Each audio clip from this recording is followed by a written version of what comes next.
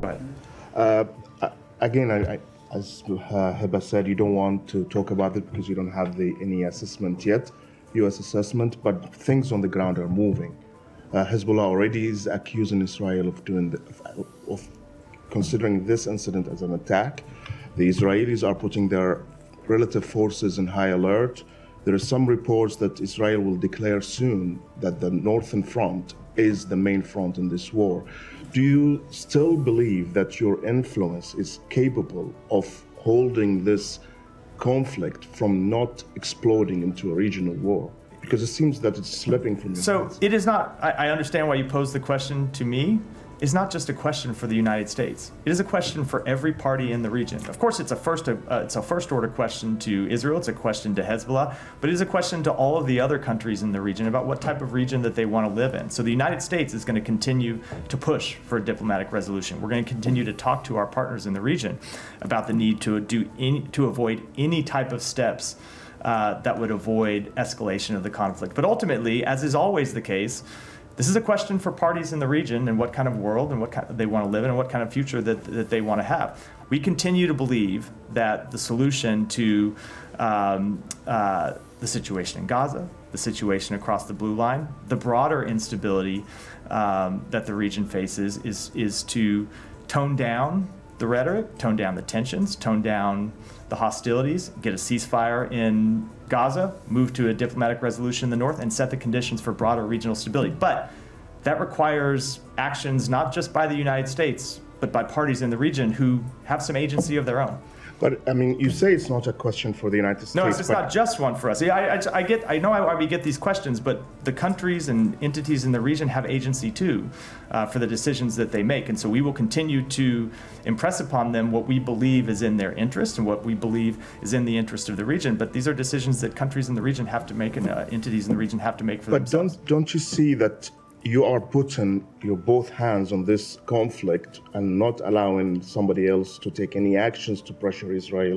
You're not allowing the UN Security Council to put any pressure, any other countries or international agency in the world who will criticize Israel with an action. You will go against it. So you are actually holding this conflict with two hands and not allowing others to act. So first of all, I think the evidence of the past 11 months would very much contradict the idea that we can prevent any country in the world from criticizing Israel, because there has been inordinate criticism of Israel. There have been resolutions passed at the UN.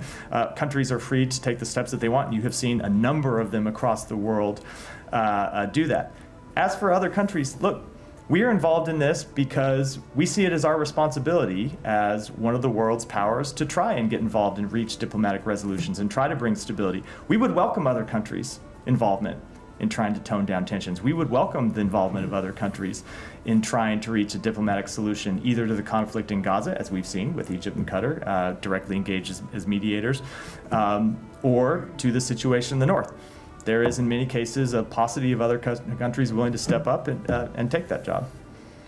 Matt, on this one? You would welcome Iran? We would certainly welcome Iran stopping funding terrorist organizations that are behind these attacks and behind much of this instability. Look, if Russia, let me say China, we've been very clear on a number of times that we would welcome their positive involvement. With Russia has this burgeoning security relationship with Iran. If they were to use that influence with Iran to tell them to tone down their support for terrorism, we would absolutely welcome it. Now, I don't think that's going to happen, but we would certainly welcome taking those steps. Just to make the point, I mean, to play devil's advocate here, when those countries tell you that maybe you should do something by toning down your support for Israel, you say, no, that's just not going to happen. Look, right? we obviously have a different assessment of what's productive and what's not. So, Hiva, go ahead. Just a follow-up. When you are calling on other countries to step up in the region, who do you mean? I mean, I'm not asking you about China and Russia, but other countries. When are you talking for the Lebanese, for example? Who can step up? So my answer to that would be we would welcome any country that would play a positive role in trying to calm tensions in the region. So every country has different roles that they can play. Obviously, I'll just give you some examples. Egypt and Qatar are playing a direct role in trying to mediate the conflict in Gaza and reach a ceasefire. Other countries at times have been incredibly useful in delivering messages to Iran that it should refrain from any escalation. And we would encourage any countries in the region or outside the region for that matter to play productive roles in trying to de-escalate tensions.